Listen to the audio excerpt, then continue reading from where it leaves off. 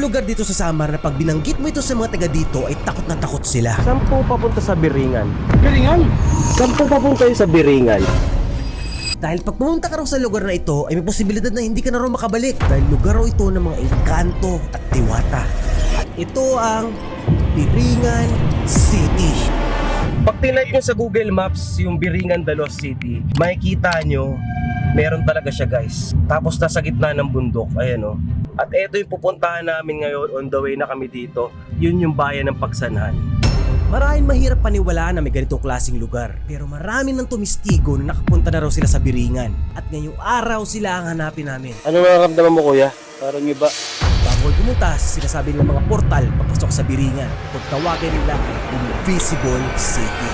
Pagmula dito sa Barangay Tambongan ay kailangan namin pumalaot ng 30 minutes bago kayo makarating sa bayan ng Pagsanhan kung nasaan raw ang Biringan City. Pero bago pa lang kami pumalaot ay binalaan na kami ng isang pulis na wag daw namin gagawin habang pumapalaot kami dito sa ilog. Basta kung ano makita niyo magandang tanawin, huwag pala i-ignore lang. Huwag turo, opo. Hindi natin alam, siyempre bago kayo, baka kayo na kusuladaan nila. Yung mga elemento natin sa Ang sinasabi ni Sir ay mga engkanto at diwata na nagbabantay raw dito dahil ito raw ang way nila para malinlang ka, mapaglaruan at di mo namamalayan na wala ka na pala sa iyong sarili. Kaya nung nandito kami sa biyahe, nagbulag-bulagan at nagbingi-bingihan na lang kami sa mga na-experience namin dito dahil bawal raw namin ito pagsabi. So nandito na kami ngayon sa Pagsanhan. Pagkarating namin dito ay nakilala namin si Kuya Gucci, isang residente dito sa Pagsanhan. Dito na siya nakatira simula pagkabata, kaya marami siyang nalalaman tungkol sa Biringan. At siya ang pinasama sa amin ng LGU dito sa Pagsanhan para maging gabay namin dito. Hindi naman sa inyo parang na offend kayo dito. Hindi, sanay na. Sanay na kayo. Sanay na. Habang nakipagkwentuhan ako kay Kuya Gucci, bigla niyang sinabi na sa likod ko lang pala yung sinasabi raw ng mga matatanda na isang portal o lagusan papasok sa Biringan City. At ito ay isang malaking punong akasya. At kung titignan mo sa malayo, lutang na lutang talaga siya sa buong bayan ng Pagsanhan. At kung titignan mo naman siya dito sa ilalim ng puno, medyo nakakilabot yung pakiramdam niya. Dahil tila ba na parang may mga nakamatsyag sa'yo habang nandito ka. Sabi nila, ang Biringan daw guys. Isa siyang advanced civilization. Siguro kung i-describe mo siya parang Wakanda. Maraming walls, malalaking building. Kaya yun yung pumasok yung curiosity po. Na bakit ka matatakot pumunta doon? Kaya ito, imbestigahan namin ngayon kung totoo nga ba ang Biringan. Bago namin puntahan yung lugar na nakikita sa Google Maps at isa pa raw na portal ay pinakilala muna sa amin si Tatay Salvador na isa raw sa nakapunta na sa Biringan. Pero naging mailap siya sa pagkwento tungkol dito dahil baka raw may magalit sa kanya na hindi katulad nating mga tao. Kaya binalaan niya na lang kami. Hindi ka sanay dito, pwede ka mawalas kayo sa sarili. Marami na kasi nangyayari. Hindi ka makapunta rito, mawawala sa sarili. Limited lang yung naikwento niya sa amin. Kasi katulad nga ng mga kumakalat na balita na ang Biringan daw hindi pwedeng pagsabi, kundi pagbulong-bulungan lang. Pero di tayo titigil sa paghanap ng ebidensya kung existing ba talaga ang lugar ng Biringan. At sa paglilibot namin dito sa bayan ng Pagsanhan, At pwede po kayo interview. Ayos lang. nakilala namin si Ate Gina na nakapunta na raw sa Biringan. Sa kanya, nakakuha kami ng mga impormasyon. Ate, di ba sabi niyo nakapunta po kayo Biringan? Natatanda niyo po ba kung ano itsura nung nakita niyo doon? Mga tao din sila sa katulad sa atin, pero walang ano yung sapa nila dito. Dito sa lugar.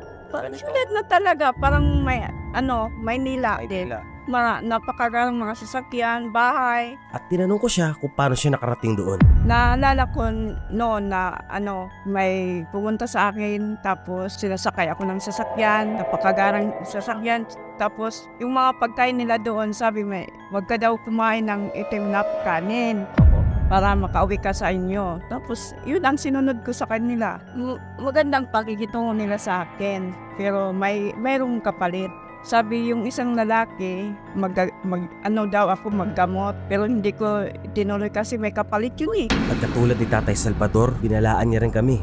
Kapag mayroong hindi kilala dito, pumupunta dito, nawawala sila, naliligaw. Yun, kasi ginustuhan sila ng taga-Biringan na kukunin ka. Kung talagang ikaw hindi ka marunong na ito pala ay syudad ng Biringan, mag-ingat. At palagi tumawag sa Panginoon. Nakilala rin namin si Ma'am Melanie na isang guro na gumagawa rin ng research tungkol sa biringan. Nakagawa na nga sila ng libro tungkol dito at binahagi niya sa amin yung weird na nangyari sa kanya habang ginagawa niya tong libro na to.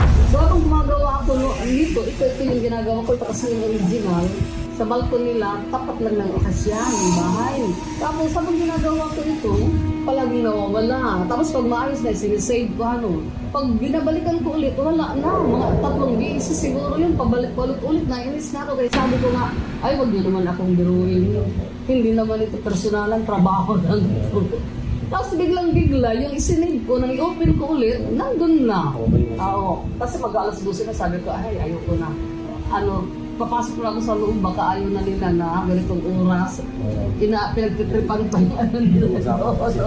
Pagkatapos siya ibahagi sa amin yung personal experience niya, itinuro niya kami sa isang matanda na na-interview rin nila na nakapunta na rin raw sa biringan. Kaya agara namin to pinuntahan para personal na makausap. Ano po yung ngaran? Potensya na buntayo.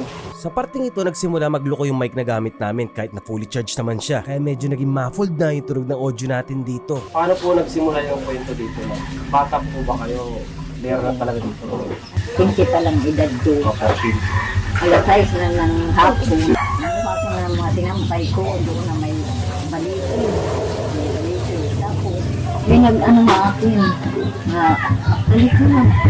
Ang magkasamin na una namin dinaanan, ang daming mga damo, tapos madilim. Opo. Pagkatapos doon na sa malapit na yun na, mga liwanag na. Sobra po. Oo, sobrang liwanag. Sabi ko, yan na siguro ang biringan. Pero dito po talaga, madilim sa parte dito sa pagsanya. Madilim po ito. Yun na, nakita ko ang bahay ng lalaki. Magaganda. Pinandahan nilang pagkain. Opo. Ayaw, may itim, may puti. Ano po yung kanin po ba yan? Oo, kanin. Sabi ko, hindi ako kakain kasi busog ako. Pinipilit nila ako, ayaw lang. Tandaan niyo ba kung ilang araw po kayo napunta doon? Isa lang. Paano po kayo nakabalik? Inatid ako sa kayan, sa yan. Ngayong nakuha na namin yung testimonya ng mga nagsasabi na nakapunta na raw sila sa biringan, madalas na sinasabi nila na maganda raw ito. Kung bibigyan kayo ng pagkakataon na bumalik ulit doon, gugustuhin niyo ba? Okay lang. Pabalik ka po doon. Balik pa po kayo? Ang ibig sabihin pala ng biringan sa Waray ay hanapan ng nawawala. Kadalasan nga pag binawawala raw na tao dito, malamang raw nasa biringan. Ngayon, papupunta kami dun sa taas na mayroong malaking puno at nandun yung makikita ang biringan. Umakyat na kami sa isang bundok kung saan nakikita yung lokasyon papunta raw ng biringan. Matarek at masukal yung dinaanan namin. Salamat kuya. At bilin sa amin ni Kuya Gucci, huwag raw kaming masyadong maingay dito dahil baka raw magalit sa amin yung mga engkanto at diwata na nagmamasid-basid sa gilid. At maya-maya lang ay nakarating na kami sa lugar kung saan raw lumulutang bigla ang Biringan City. Isa siyang parang malawak na lupain. At napapalibutan ito ng mga puno ng nyug. Meron rin dito mga kubo. Noon daw sinubukan itong tiran kaso hindi rin sila nagtagal kaya abandonado na. Wala naman kami nakita katulad ng mga sinasabi sa kwento na matataas at maliliwanag na building. Pero habang nandito kami, tila ba na para kami napaglaruan at iba sa pakiramdam. Hindi gumagalaw yung drone. Nakastuck dun oh. Wala naman naging problema nung una, kaya nakakuha pa ako ng ibang shots dun sa parteng nakikita sa may Google Maps. Pero nung pinaliparan ko na yung punong sinasabi na isa pa raw na portal papasok sa biringan, dito na to nagsimula magloko. Parang linalaron tayo. First time to kanina, swabe naman. Baka ayaw na nila. Halos sa baba at tabi lang kami nitong puno, kaya imposibleng mawalan lang ng signal itong drone na gamit ko. Sorry po, wala po kaming intention dito. Bigla na lang rin naging balisa at kinalabutan si Kuya Gucci ng malala at inaayin niya na kami bumaba. Anong nararamdaman mo kuya? Parang iba. Ngayon? Ngayon lang to. At yung videographer ko, iba na yung pakiramdam. Ikaw, kamusta ka dyan tol? Kinakalabutan rin ako ng konti. At itong main camera na gamit namin nagloko na rin. Papatay sindi siya. Ilang beses kami nag-take para ipakwento sana kay Kuya Gucci yung experience niya. Uulitin ko na lang. Pero laging namamatay pag nagsimula na siya magkwento kahit fully charged naman ito. So pabalik na kami uli ngayon doon sa may city proper nila. Kasi habang nandito kami, medyo nagloloko-loko yung mga camera namin. Hopefully itong nire-record natin ngayon tol, huwag sana magloko.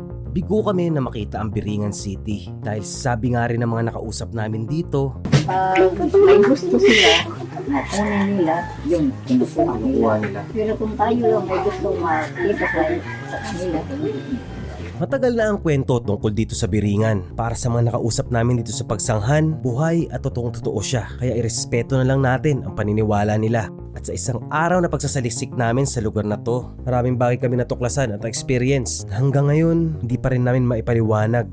Pero para sa inyo, totoo ba ang Biringan City o bahagi lang ito ng ating mga imahinasyon?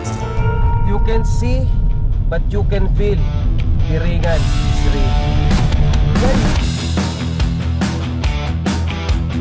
Dito pwede na natin ito pag-usapan. Ikaw tol, anong experience mo? Papunta pa lang tayo kanina sa pagsanghan.